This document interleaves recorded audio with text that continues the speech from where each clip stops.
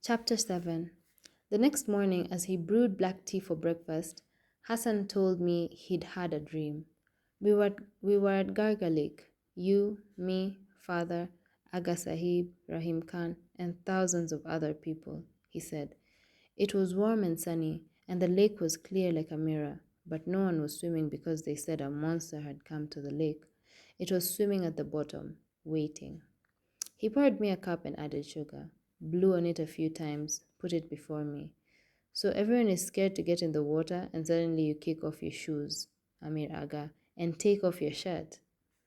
There's no monster, you say. I'll show you all. And before anyone can stop you, you dive into the water, start swimming away.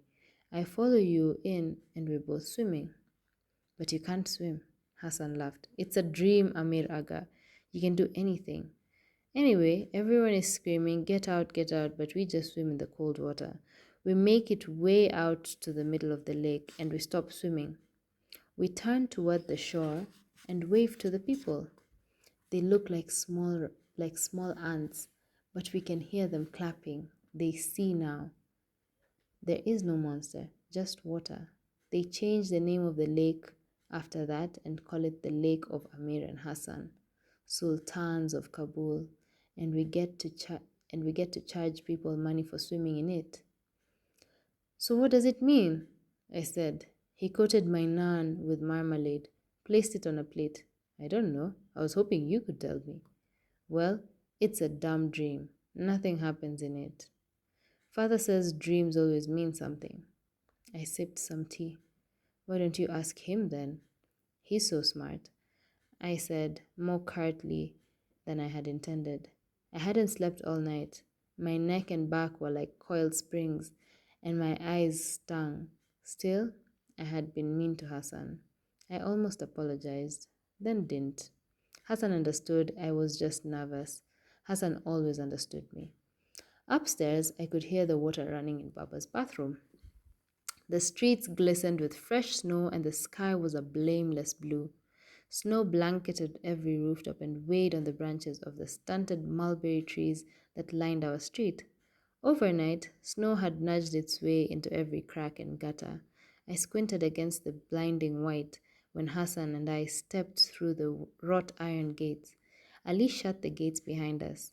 I heard him mutter a prayer under his breath. He always said a prayer when his son left the house. I had never seen so many people out on our street. Kids were flinging snowballs, squabbling, chasing one another, giggling. Kite fighters were huddling with their spool holders, making last minute preparations. From adjacent streets, I could hear laughter and chatter. Already, rooftops were jammed with spectators reclining in lawn chairs, hot tea steaming from thermoses, and the music of Ahmad Zahir blaring from cassette players. The immensely popular Ahmad Zahir had revolutionized Afghan music and outraged the purists by adding electric guitars, drums, and horns to the traditional tabla and harmonium on stage or at parties. He shirked the austere and nearly morose stance of older singers and actually smiled when he sang, sometimes even at women. I turned my gaze to our rooftop, found Baba and Rahim Khan sitting on a bench, both dressed in wool sweaters, sipping tea. Baba waved. I couldn't tell if he was waving at me or Hassan. We should get started, Hassan said. He wore black rubber snow boots and a bright green chapan over a thick sweater and faded corduroy pants. Sunlight washed over his face, and in it, I saw how well the pink scar above his lip had healed. Suddenly, I wanted to withdraw, pack it all in, go back home. What was I thinking? Why was I putting myself through this when I already knew the outcome? Baba was on the roof watching me. I felt his glare on me like the heat of a blistering sun. This would be failure on a grand scale, even for me. I'm not sure I want to fly a kite today, I said. It's a beautiful day, Hassan said. I shifted on my feet, tried to peel my gaze away from our rooftop. I don't know. Maybe we should go home. Then he stepped toward me and, in a low voice, said something that scared me a little. Remember Amir Aga, there's no monster, just a beautiful day. How could I be such an open book to him when, half the time, I had no idea what was milling around in his head? I was the one who went to school, the one who could read right. I was the smart one. Hassan couldn't read a first grade textbook, but he'd read me plenty. That was a little unsettling, but also sort of comfortable to have someone who always knew what you needed. No monster, I said, feeling a little better to my own surprise. He smiled. No monster. Are you sure? He closed his eyes, nodded. I looked to the kids scampering down the street, flinging snowballs. It is a beautiful day, isn't it? Let's fly, he said.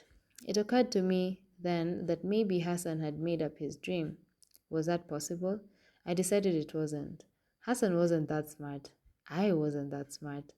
But made up or not, the silly dream had lifted some of my anxiety. Maybe I should take off my shirt, take a swim in the lake. Why not? Let's do it, I said.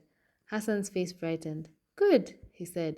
He lifted our kite, red with yellow borders, and, just beneath where the central and cross spars met, marked with Saifo's unmistakable signature. He licked his finger and held it up, tested the wind, then ran in its direction on those rare occasions we flew kites in the summer. He'd kick up dust to see which way the wind blew it. The spool rolled in my hands until Hassan stopped about 50 feet away. He held the kite high over his head, like an Olympic athlete showing his gold medal. I jerked the string twice, our usual signal, and Hassan tossed the kite. Caught between Baba and the mullahs at school, I still hadn't made up my mind about God. But when a Quran ayat I had learned in my diniyat class rose to my lips, I muttered it. I took a deep breath, exhaled, and pulled on the string.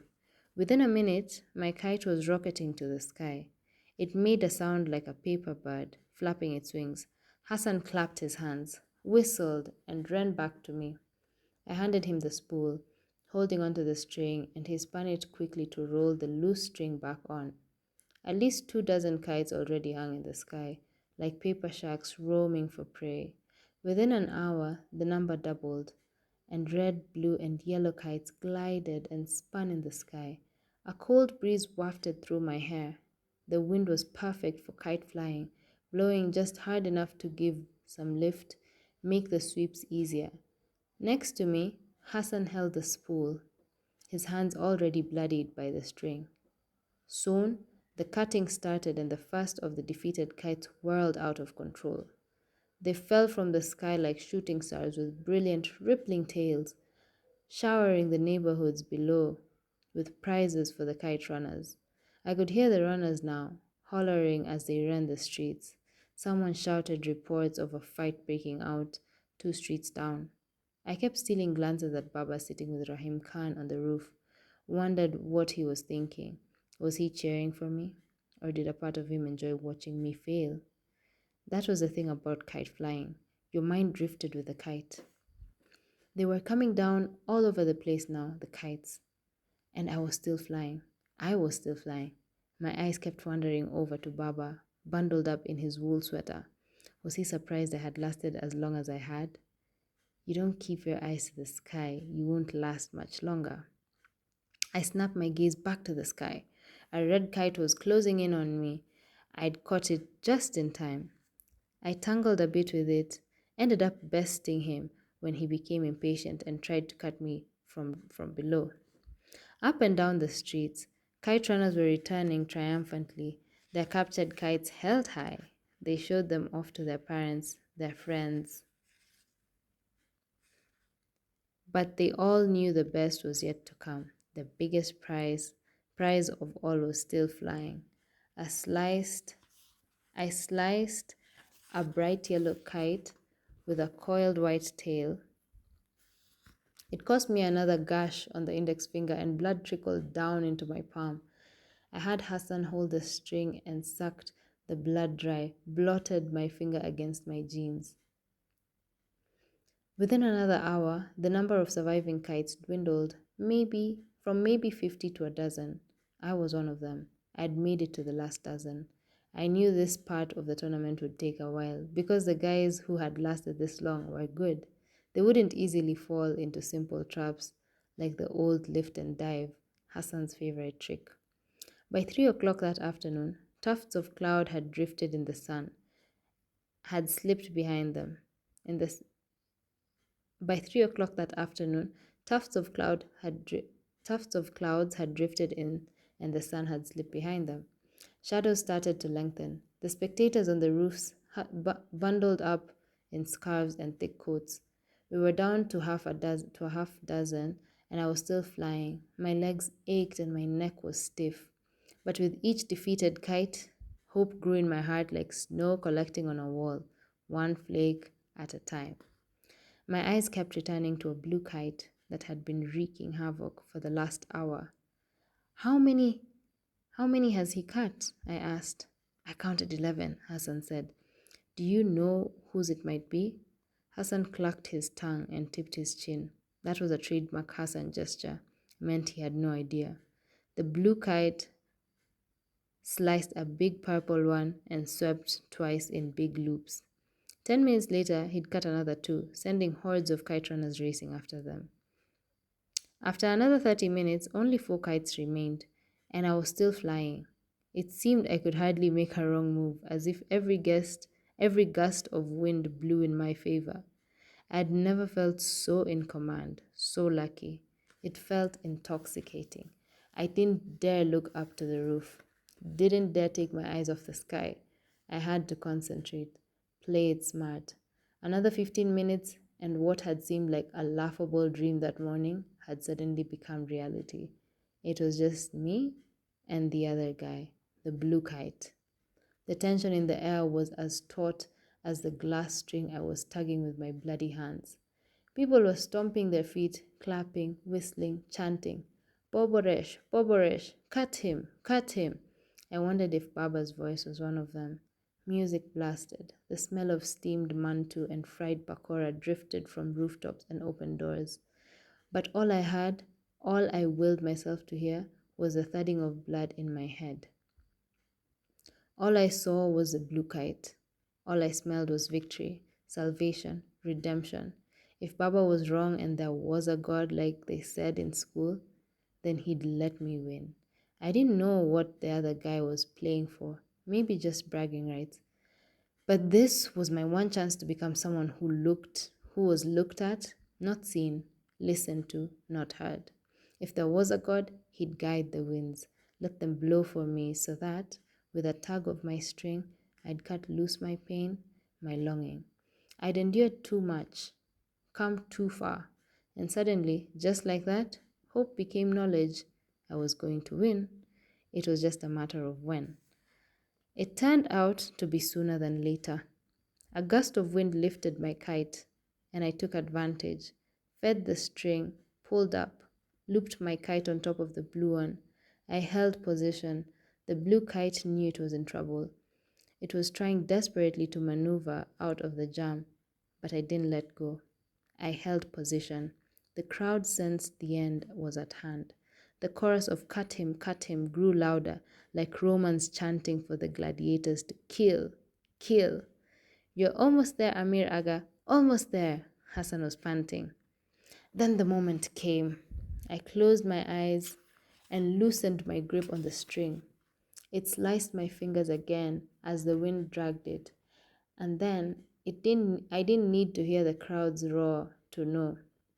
I didn't need to see either. Hassan was screaming and his arm was wrapped around my neck. Bravo, bravo, Amir Aga. I opened my eyes, saw the blue kite spinning wildly like a tire come loose from a speeding car. I blinked, tried to say something. Nothing came out. Suddenly, I was hovering, looking down on myself from above. Black leather coat, red scarf, faded jeans. A thin boy, a little sallow, and a tad short for his 12 years. He had narrow shoulders and a hint of dark circles around his pale hazel eyes. The breeze rustled his light brown hair. He looked up to me and we smiled at each other. Then I was screaming, and everything was color and sound. Everything was alive and good. I was throwing my free arm around Hassan, and we were hopping up and down, both of us laughing, both of us weeping. You won, Amir Aga, you won. We won, was all I could say. This wasn't happening. In a moment, I'd blink and rouse from this beautiful dream, get out of bed, march down to the kitchen to eat breakfast with no one to talk to but Hassan, get dressed, wait for Baba, give up, back to my old life. Then I saw Baba on our roof. He was standing on the edge, pumping both of his fists, hollering and clapping. And that right there was the single greatest moment of my 12 years of life, seeing Baba on that roof, proud of me at last. But he wasn't but he was doing something now, motioning with his hands in an urgent way. Then I understood. Hassan, I know, he said, breaking our embrace. Inshallah, we'll celebrate later. Right now, I'm going to run that blue kite for you, he said. He dropped the spool and took off running, the hem of his green chapan dragging in the snow behind him. Hassan, I called, come back with it. He was already turning the street corner, his rubber boots kicking up snow. He stopped, turned. He cupped his hands around his mouth. For you 1,000 times over, he said. Then he smiled, his Hassan smile. Then he smiled his Hassan smile and disappeared around the corner. The next time I saw him smile unabashedly like that was 26 years later in a faded Polaroid photograph. I began to pull my kite back as people rushed to congratulate me. I shook hands with them, said my thanks. The younger kids looked at me with an awestruck twinkle in their eyes. I was a hero. Hands patted my back and tousled my hair. I pulled on the string and returned every smile, but my mind was on the blue kite. Finally, I had my kite in hand. I wrapped the loose string that had collected at my feet around the spool, shook a few more hands, and trotted home. When I reached the wrought iron gates, Ali was waiting on the other side. He stuck his hand through the bars. Congratulations, he said. I gave him my kite and spool, shook his hand. Tashakur, Ali Jan. I was praying for you the whole time. Then keep praying, we're not done yet. I hurried back to the street. I didn't ask Ali about Baba. I didn't want to see him yet.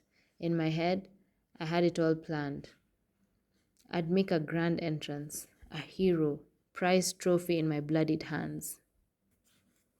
Heads would turn and eyes would lock.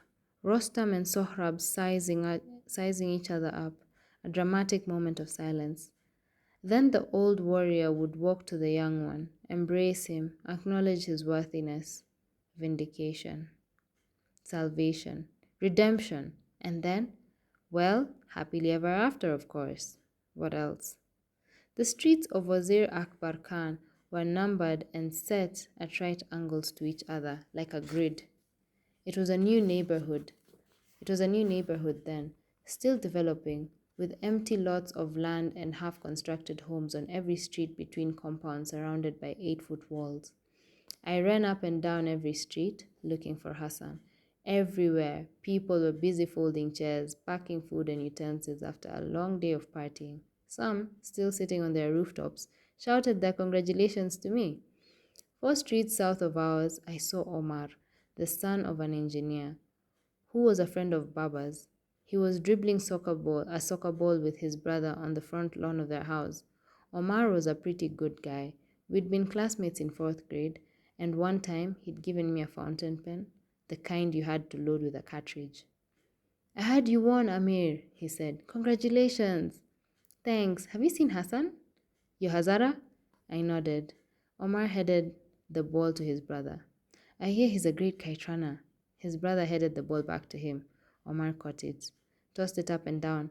Although I've always wondered how he manages. I mean, with those tight little eyes, how does he see anything? His brother laughed, a short burst, and asked for the ball. Omar ignored him. Have you seen him? Omar flicked a thumb over his shoulder, pointing southwest. I saw him running towards the bazaar a while ago. Thanks, I scuttled away. By the time I reached the marketplace, the sun had almost sunk behind the hills, and dusk had painted the sky pink and purple. A few blocks away from the Haji Yagub Mosque, the mullah bellowed azan, calling for the faithful to unroll their rugs and bow their heads west in prayer. Hassan never missed any of the 5 daily prayers. Even when we were out playing, he'd excuse himself, draw water from the well in the yard, wash up, and disappear into the hut. He'd come out a few minutes later, smiling, find me sitting against the wall or perched on a tree. He was going to miss prayer tonight, though because of me. He was going to miss prayer tonight, though, because of me. The bazaar was emptying quickly, the merchants finishing up their haggling for the day. I trotted in the mud between rows of closely packed cubicles, where you could buy a freshly slaughtered pheasant in one stand and a calculator from the adjacent one. I picked my way through the dwindling crowd, the lame beggars dressed in layers of tattered rugs, the vendors with rugs on their shoulders, the cloth merchants and butchers closing shop for the day. I found no sign of Hassan. I stopped by a dried fruit stand, described Hassan to an old merchant loading his mule with crates of pine seeds and raisins. He wore a powder blue turban. He paused to look at me for a long time before answering. I might have seen him. Which way did he go? He eyed me up and down. What is a boy like you doing here at this time of the day looking for a Hazara? His glance lingered admiringly on my leather coat and my jeans. Cowboy pants, we used to call them. In Afghanistan, owning anything American, especially if it wasn't secondhand, was a sign of wealth. I need to find him, Aga. What is he to you? He said. I didn't see the point of his question, but I reminded myself that impatience wasn't going to make him tell me any faster.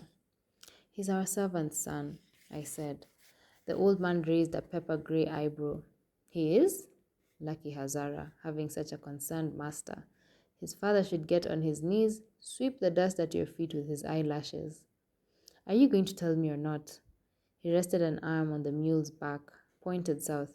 I think I saw the boy you described running that way. He had a kite in his hand, a blue one. He did?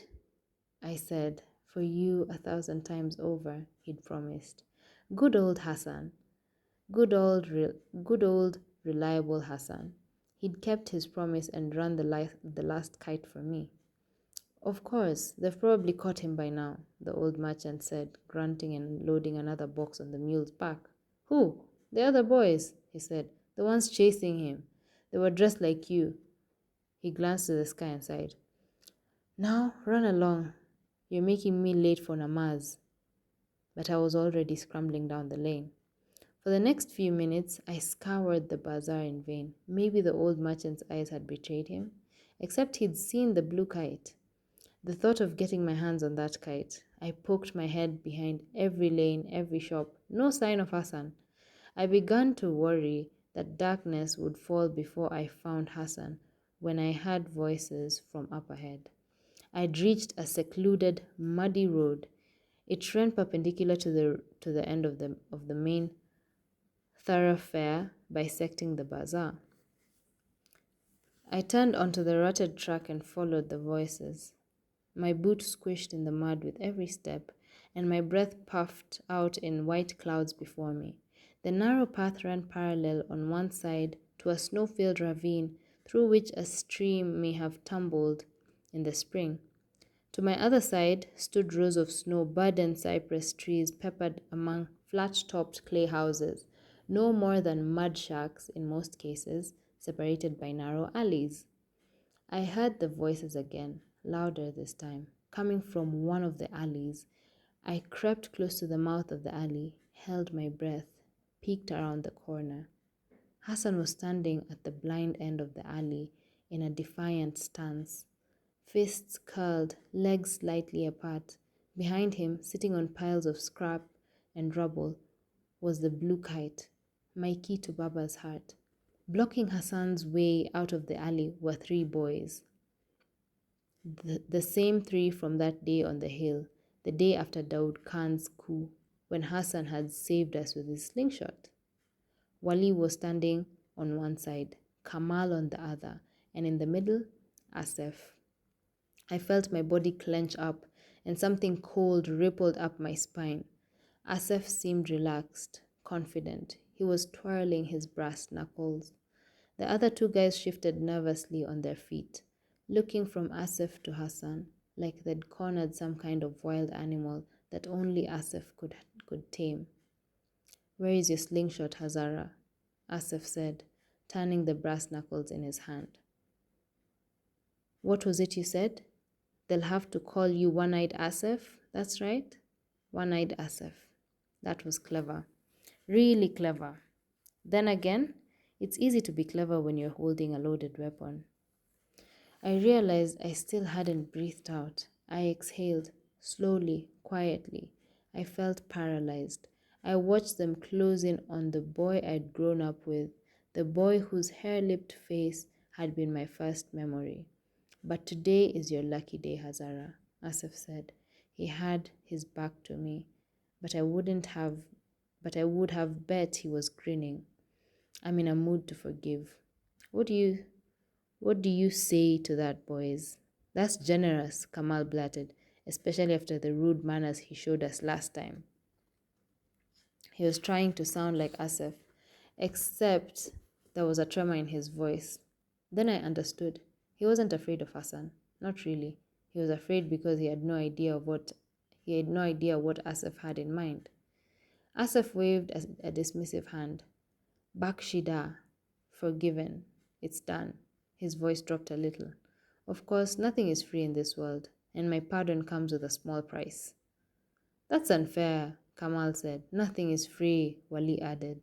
"You're a lucky Hazara," Asif said, taking a step towards Hassan, "because today it's only going to cost you that blue kite." "A fair deal, boys, isn't it?" "More than fair," Kamal said. Even from where I was standing, I could see the fear creeping into Hassan's eyes. But he shook his head. "Amir Aga won the tournament, and I ran this kite for him. I ran it fairly. This is his kite." "A loyal Hazara, loyal as a dog," Asif said. Kamal's laugh was a shrill, nervous sound. "But before you sacrifice yourself for him, think about this. Would he do the same for you? Have you ever wondered why he never includes you in his games when he has guests? Why he only plays with you when no one else is around? I'll tell you why, Hazara. Because to him, you're nothing but an ugly pet. Something he can play with when he's bored, something he can kick when he's angry. Don't ever fool yourself and think you're something more." "Amir Aga and I are friends," Hassan said. He looked flushed. "Friends?" Asif said, laughing. "You pathetic fool.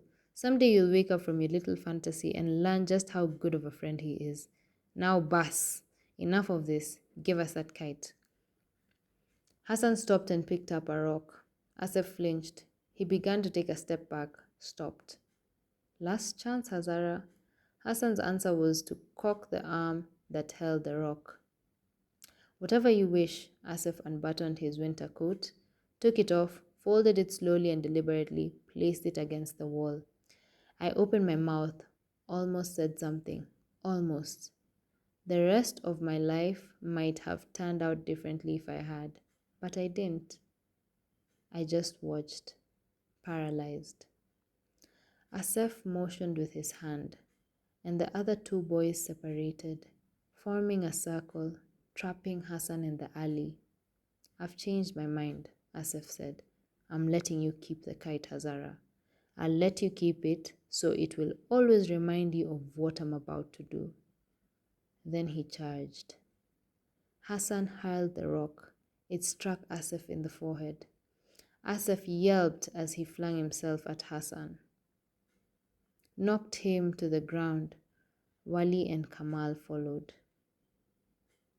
I bit my fist. I bit on my fist, shut my eyes. A memory. Did you know Hassan and you fed from the same breast? Did you know that, Amir Aga? Sakina was her name. Sakina, her name was. She was a fair blue-eyed Hazara woman from Bamiyan, and she sang you old wedding songs. They say there's a brotherhood between people who fed from the same breast. Did you know that? A memory. A rupiah each, children, just 1 rupiah each, and I will part the curtain of truth. The old man sits against a mud wall. His sightless eyes are like molten silver embedded in deep twin craters. Hunched over his cane, the fortune teller runs a gnarled hand across the surface of his deflated cheeks. Cups it before us. Not much to ask for the truth, is it? A rupiah each? Hassan drops a coin in the leathery palm. I drop mine too. In the name of Allah, the most beneficent, most merciful, the old fortune teller whispers. He takes Hassan's hand first, strokes the palm with one horn-like fingernail, round and round and round. The finger then floats to Hassan's face and makes a dry, scratchy sound as it slowly traces the curve of his cheeks, the outline of his ears, the calloused pads of his fingers brush against Hassan's eyes. The hand stops there, lingers. A shadow passes across the old man's face. Hassan and I exchange a glance. The old man takes Hassan's hand and puts the rupiah back in Hassan's palm. He turns to me. How about you, young friend? He says. On the other side of the wall, a rooster crows. The old man reaches for my hand and I withdraw it. A dream. I am lost in a snowstorm. The wind shrieks. The blows stinging sheets of snow into my eyes. I stagger through the layers of shifting white. I call for help, but the wind drowns my cries. I fall and lie panting on the snow, lost in the white, the wind wailing in my ears. I watch the snow erase my fresh footprints. I'm a ghost now. I think a ghost with no footprints. I cry out again, hope fading like my footprints, but this time a muffled reply. I shield my eyes and manage to sit up. Out of the swaying curtains of snow, I catch a glimpse. I catch a glimpse of movement, a flurry of color, a familiar shape materializes. A hand reaches out for me. I see deep, parallel gashes across the palm, blood dripping, staining the snow. I take the hand and suddenly the snow is gone. We're standing in a field of apple green grass with soft wisps of clouds drifting above. I look up and see the clear sky is filled with kites, green, yellow, red, and orange. They shimmer in the afternoon light. A havoc of scrap and rubble littered the alley. Worn bicycle tires, bottles with peeled labels, ripped up magazines, yellowed newspapers, all scattered amid a pile of bricks and slabs of cement. A rusted cast iron stove with a gaping hole on its side, tilted against a wall. But there were two things amid the garbage that I couldn't stop looking at. One was the blue kite resting against the wall close to the cast iron stove. The other was Hassan's brown corduroy pants, thrown on a heap of eroded bricks. I don't know, Wali was saying. My father says it's sinful. He sounded unsure, excited, scared, all at the same time. Hassan lay with his chest pinned to the ground. Kamal and Wali each gripped an arm, twisted and bent at the elbow so that Hassan's hands were pressed to his back. Asaf was standing over them, the heel of his snow boots crushing the back of Hassan's neck. Your father won't find out, Asaf said. And there's nothing sinful about teaching a lesson to a disrespectful donkey. I don't know, Wali muttered. Suit yourself, Asaf said. He turned to Kamal. What about you? Well, it's just a Hazara, Asaf said. But Kamal kept looking away. Fine, Asaf snapped. All I want you weaklings to do is hold him down. Can you manage that? Wali and Kamal nodded. They looked relieved. Asaf knelt behind Hassan, put his hands on Hassan's hips, and lifted his bare buttocks. He kept one hand on Hassan's back and undid his own belt buckle with his free hand. He unzipped his jeans, dropped the underwear. He positioned himself behind Hassan. Hassan didn't struggle, didn't even whimper. He moved his head slightly, and I caught a glimpse of his face, saw the resignation in it. It was a look I had seen before. It was the look of the lamb. Tomorrow is the 10th day of Dhul Hijjah, the last month of the Muslim calendar, and the first of 3 days of Eid al-Adha, or Eid-e-Qurban, as Afghans call it, a day to celebrate how the Prophet Ibrahim almost sacrificed his own son for God. Baba has handpicked the sheep again this year, a powder white one with crooked black ears. We all stand in the backyard, Hassan, Ali, Baba, and I. The mullah recites the prayer, rubs his beard. Baba mutters, "Get on with it," under his breath. He sounds annoyed with the endless praying, the ritual of making the meat halal. Baba mocks the story behind this Eid, like he mocks everything religious. But he respects the tradition of Eid al-Qurban. The custom is to divide the meat in thirds, one for the family, one for friends, and one for the poor. Every year, Baba gives it all to the poor. The rich are fat enough already, he says. The mullah finishes the prayer. Ameen. He picks up the kitchen knife with a long blade. The custom is to not let the sheep see the knife. Ali feeds the animal a cube of sugar, another custom, to make death sweeter. The sheep kicks, but not much. The mullah grabs it under its jaw and places the blade on its neck, just a second before he slices the throat in one expert motion. I see the sheep's eyes. It's a look that will haunt my dreams for weeks. I don't know why I watch this yearly ritual in our backyard. My nightmares persist long after the bloodstains on the grass have faded. But I always watch. I watch because of that look of acceptance in the animal's eyes. Absurdly, I imagine the animal understands. I imagine the animal sees that its imminent demise is for a higher purpose. This is the look. I stopped watching, turned away from the alley. Something warm was running down my wrist. I blinked, saw I was still biting down on my fist, hard enough to draw blood from the knuckles. I realized something else. I was weeping. From just around the corner, I could hear Asif's quick, rhythmic grunts. I had one last chance to make a decision, one final opportunity to decide who I was going to be. I could step into that alley, stand up for Hassan the way he'd stood up for me all those times in the past, and accept whatever would happen to me, or I could run. In the end, I ran. I ran because I was a coward. I was afraid of Asif and what he would do to me. I was afraid of getting hurt. That's what I told myself as I turned my back to the alley, to Hassan.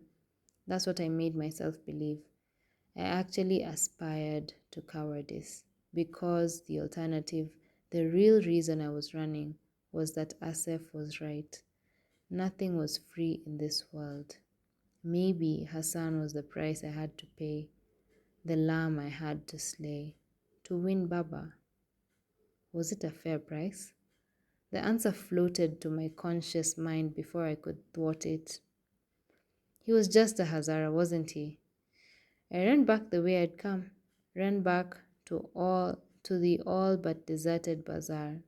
I lurched to a cubicle and leaned against the padlocked swinging doors. I stood there panting, sweating, wishing things had turned out some other way. About 15 minutes later, I heard voices and running footfalls. I crouched behind the cubicle and watched Asif and the other two sprinting by, laughing as they hurried down the deserted lane. I forced myself to wait 10 more minutes. Then I walked back to the rutted track that ran along the snow-filled ravine. I squinted in the dimming light and spotted Hassan walking slowly toward me. I met him by a leafless birch tree on the edge of the ravine. He had the blue kite in his hands. That was the first thing I saw, and I can't lie now and say my eyes didn't scan it for any rips. His chapan had mud smudges down the front, and his shirt was ripped just below the collar. He stopped, swayed on his feet like he was going to collapse. Then he steadied himself, handed me the kite. "Where were you? I looked for you," I said. Speaking those words was like chewing on a rock. Hassan dragged a sleeve across his face, wiped snot and tears. I waited for him to say something, but we just stood there in silence, in the fading light. I was grateful for the early evening shadows that fell on Hassan's face and concealed mine. I was glad I didn't have to return his gaze. Did he know I knew? And if he knew, then what would I see if I did look in his eyes? Blame? Indignation? Or, God forbid, what I feared most, guiltless devotion? That most of all I couldn't bear to see. That most of all I couldn't bear to see. He began to say something and his voice cracked. He closed his mouth, opened it, and closed it again, took a step back, wiped his face, and that was as close as Hassan and I ever came to discussing what had happened in the alley. I thought he might burst into tears, but to my relief, he didn't, and I pretended I hadn't heard the crack in his voice, just like I pretended I hadn't seen the dark stain in the seat of his pants, or those tiny drops that fell from between his legs and stained the snow black. "Aka Sahib will worry," was all he said. He turned from me and limped away. It happened just the way I had imagined. I opened the door to the smoky study and stepped in. Baba and Rahim Khan were drinking tea and listening to the news crackling on the radio. Their heads turned. Then a smile played on my father's lips. He opened his arms. I buried my face in the warmth of his chest and wept. Baba held me close to him, rocking me back and forth. In his arms, I forgot what I had done, and that was good.